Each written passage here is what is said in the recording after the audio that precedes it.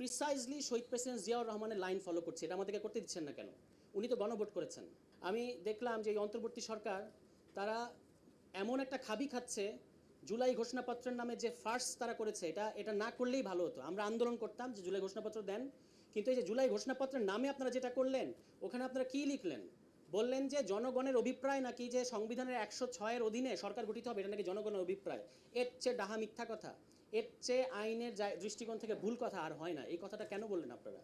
এবং বলার মধ্যে দিয়ে আমাদেরকে একটা গভীর সংকটের মধ্যে ঠেলে দিয়েছেন এখনো পর্যন্ত। এবং দেখেন ওই ঘোষণাপত্র, আপনি কি পৃথিবীতে ঘোষণাপত্র ইতিহাসকে আমরা জানি না?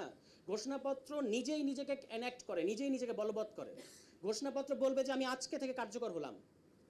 15 আগস্টের পরে, 15 আগস্টের পরে যে সামরিক ফরমান জারি করা হয়েছে, যে সরকার মুশতাকের ক্ষমতা এসেছিলেন, এরপরে বিচারপতি সায়েম ক্ষমতা এসছেন, এরপরে শহীদ প্রেসিডেন্ট জিয়াউর রহমান ক্ষমতা এসছেন, তারা যে সামরিক ফরমানগুলো জারি করেছেন, তারা কি বলেছেন 79 সালে আমরা পার্লামেন্ট নির্বাচন দেব, ওই নির্বাচনের পরে গিয়ে আমরা আসলে এগুলোকে বাস্তবায়ন করবো? তারা বলেন নাই। সামরিক ফরমান মানে হচ্ছে, ফরমানের ইংরেজি হচ্ছে প্রোক্লেমেশন। মিলিটারি প্রোক্লেমেশন মানে হচ্ছে আমরা আজকে থেকে বলবৎ, এটাই এখন কনস্টিটিউশন। তাহলে জুলাই সনদ কি উপরে থাকবে, সংবিধানের উপরে থাকবে না নিচে থাকবে, এগুলো বোগাস আলাপ, এগুলো বিভ্রান্তিকর আলোচনা। আমাদের কর্তব্য হচ্ছে যে এই সংবিধান, যে সংবিধান প্রথমত বাংলাদেশের মানুষের কোনো ধরনের মতামত নিয়ে করা হয় নাই। তাছাড়া এই গণ অভ্যুত্থানের পরে আপনি একটা সংবিধান পরিবর্তনের কথা তুলতে পারবেন না বাংলাদেশে। যে বড় বড় সংবিধান সংশোধনী হয়েছে কোনো রকম ঘটনা ছাড়া বাংলাদেশে, আপনি বাংলাদেশে কি চতুর্থ সংশোধনী করেন নাই, পঞ্চম সংশোধনী হয় নাই, পঞ্চদশ সংশোধনী হয় নাই? এগুলো তো সংবিধান পুনর্লিখনের মতো। তো সেটা যদি আপনি করতে পারেন, এই গণ অভ্যুত্থানের পরে আমরা নাকি দাবি জানাতে পারবো না যে একটা নতুন সংবিধান হতে হবে। এটার জন্য নেক্সট পার্লামেন্টে অপেক্ষা করতে হবে। আমি আপনাদেরকে বলি, নেক্সট পার্লামেন্ট যেটা করতে, এটা বলে আমি শেষ করবো, যে নেক্সট পার্লামেন্ট কী করতে পারে? পার্লামেন্ট সংশোধনী করতে পারে। এবং এখানে আমি একটু দায়ী করব, যারা সংবিধান সংস্কার শব্দটা বাংলাদেশে এনেছেন তাদেরকে দায় নিতে হবে। এই যে এখনো পর্যন্ত সংবিধান সংস্কার আর সংশোধনী পার্থক্য করতে করতে আমরা খাবি খাচ্ছি। সংস্কার বলতে আসলে কিছু হয় না, হয় আপনাকে সংবিধান পুনর্লিখন করতে হবে অথবা সংশোধনী করতে হবে। পার্লামেন্টে আপনি সংবিধান সংশোধনী করতে পারবেন। সংবিধান সংশোধনী মানে হচ্ছে যে অলরেডি মানে যে আমি এই সংবিধানের অধীনে সংশোধনী করতেছি, এই সংশোধনী কখনো এই সংবিধানকে আউটলিভ করবে না। অর্থাৎ এটাকে বলা হয় যে ডেরিভেটিভ পাওয়ার, যেটা এই সংবিধানের ভেতর থেকে আপনি আহরণ করছেন এই ক্ষমতাটা, এটা হলো সংবিধান সংশোধনীর ক্ষমতা।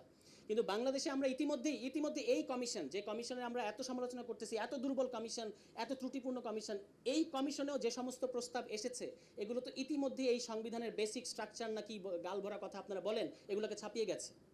তাহলে যদি ছাপিয়ে যায়, এটা তো আর সংশোধনী আর পার্লামেন্টে আপনি করতে পারবেন না।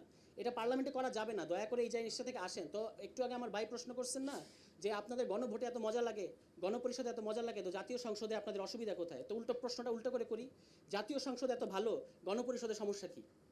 গণপরিষদ তো নির্বাচন। এবার আপনারা বলেন যে জাতীয়, এবং দেখেন কী কাণ্ডটা করেছেন ওনারা। একটা বলতেছেন যে জাতীয় নির্বাচন, আর একটা হচ্ছে গণপরিষদ নির্বাচন। আরে ভাই, গণপরিষদ নির্বাচন তো জাতীয় নির্বাচন। বাংলাদেশে 70 সালের যে নির্বাচন হচ্ছে, এটা কি জাতীয় নির্বাচন না? আপনার দেশে যদি এমন পরিস্থিতি আসে যখন আপনাকে সংবিধানের মেজর পরিবর্তন করতে হবে, আবার আপনাকে সরকারও পরিচালনা করতে হবে, তখন এই গণপরিষদের মতো একটা পরিস্থিতি তৈরি করতে হয়। তো গণপরিষদের ভয় আমি জিজ্ঞেস করতেছি, একটু পরে আমাদের প্রিয় মাহাদি আমিন ভাই কথা বলবেন। তো মানে জাতীয় সংসদ নির্বাচনে যদি আমাদের সমস্যা না থাকে, তাহলে গণপরিষদ নির্বাচনের সমস্যা কোথায়? যারা জাতীয় সংসদ নির্বাচনে সংখ্যাগরিষ্ঠতা পাবে, তারা কেন গণপরিষদে পাবে না? একটু বুঝিয়ে বলেন, আমি তো এটা বুঝতে চাই। আর গণভোটের সমস্যা কি? আমরা প্রিসাইজলি শহীদ প্রেসিডেন্ট জিয়াউর রহমানের লাইন ফলো করছি, এটা আমাদেরকে করতে দিচ্ছেন না কেন?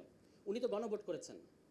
উনি তো 1978 সালের 17 এপ্রিল একটা দ্বিতীয় সংবিধান, কি বলে এটাকে, সামরিক ফরমান, একদম নোট করেন আপনারা যারা যারা পরবর্তীতে আমাকে চ্যালেঞ্জ করতে চান। 1978 সালের 17 এপ্রিল দ্বিতীয় সামরিক ফরমানের দ্বাদশ সংশোধনীর মধ্যে উনি বলেছেন যে নেক্সট যে ইলেকশন হবে, এই ইলেকশন হবে একই সাথে কনস্টিটিউয়েন্ট অ্যাসেম্বলি ইলেকশন এবং পার্লামেন্ট ইলেকশন। এই কথাটা উনি বলেছেন। আজকে আমরা বললে আমাদেরকে শুনতে হয় যে এটা আপনারা কোথায় পাইছেন? এটা আমরা শহীদ প্রেসিডেন্ট জিয়াউর রহমানের কাছ থেকে পেয়েছি, এটা আমরা বিএনপির ইতিহাস থেকে পেয়েছি। দুর্ভাগ্যজনক ব্যাপার হচ্ছে আজকে বিএনপির ওই ইতিহাসটা মানতে চাচ্ছে না বা স্বীকার করতে চাচ্ছে না। এখন আপনি আমাকে প্রশ্ন করতে পারেন যে ওই কথা যদি শহীদ প্রেসিডেন্ট জিয়াউর রহমান বলে থাকেন, ওটা কিন্তু একটা গ্যাজেটেড, ভাইরা, ওটা একটা গ্যাজেটেড ফরমান, সুতরাং এটাকে আপনি অস্বীকার করতে পারবেন না, পার্ট অফ আওয়ার হিস্ট্রি। প্রশ্ন হচ্ছে উনি পরে করলেন না কেন? করলেন না, আমার ধারণা কোনো মাথা মোটার উকিল এসে ওনাকে বুদ্ধি দিয়েছেন যে আপনাকে এটা করতে হবে কেন, আপনি পার্লামেন্টে জিতবেন, জেতার পরে পঞ্চম সংশোধনী করবেন, তাহলেই তো কাজ হয়ে যাচ্ছে।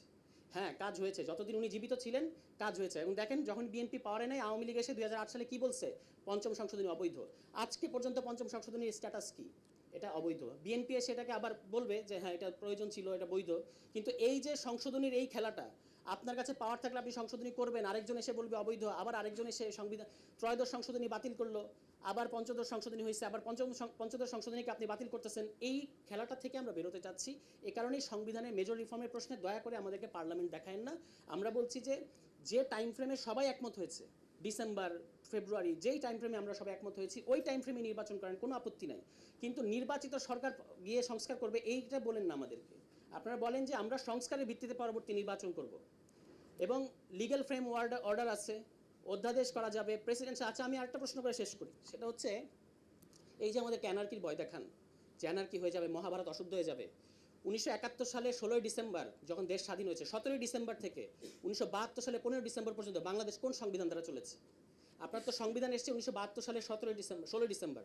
তো 1971, এই যে এক বছর, 1971 সালে 17ই ডিসেম্বর থেকে 1972 সালে 15 ডিসেম্বর কোন সংবিধান দ্বারা বাংলাদেশ পরিচালিত হয়েছে? তখন কি হয়েছে? কিছুই হয়নি। রাষ্ট্রপতি পদত্যাগ চাইলে আপনারা বলেন স্পিকার কি আছে? দয়া করে এগুলো বলেন না। মোশতাক সাহেব কিন্তু কোনো স্পিকারের কাছে পদত্যাগ করেন নাই, আইয়ুব কোনো স্পিকারের কাছে পদত্যাগ করেন নাই, কিন্তু মোশতাক সাহেবের ওই সময় সংবিধান কিন্তু বহাল ছিল, তবু স্পিকারের কাছে পদত্যাগ করেন নাই, তিনি বিচারপতি সাহেবের কাছে পদত্যাগ করেছেন। ফলে যদি আমরা একমত হতে পারি, এই স্পিকার কিংবা নেক্সট পার্লামেন্ট এগুলো কোনো ইস্যু না। তো আমি এই বলে যেটা বলতে চাইবো, আমি যেটা ডকুমেন্ট যেটা দেখতে পেয়েছি অলরেডি সনদের মধ্যে, এখানে কিন্তু মারাত্মক গোজামিল আছে, এবং জনগণের অভিপ্রায়ের নামে যে 106 কনস্টিটিউশন 106, মানে আপনি শেখ হাসিনার রাষ্ট্রপতির কাছে, শেখ হাসিনার প্রধান বিচারপতির কাছে রেফারেন্স পাঠাচ্ছে যে গণ অভ্যুত্থানের পরে এই সরকার গঠন করা যাবে কিনা। এইটা তো এর চেয়ে আমাদেরকে বলেন যে আমাদেরকে বিষ দেন, আমরা বিষ খেয়ে মারা যাই। আর শেখ হাসিনার রাষ্ট্রপতি, শেখ হাসিনার প্রধান বিচারপতির কাছে রেফারেন্স পাঠাচ্ছে।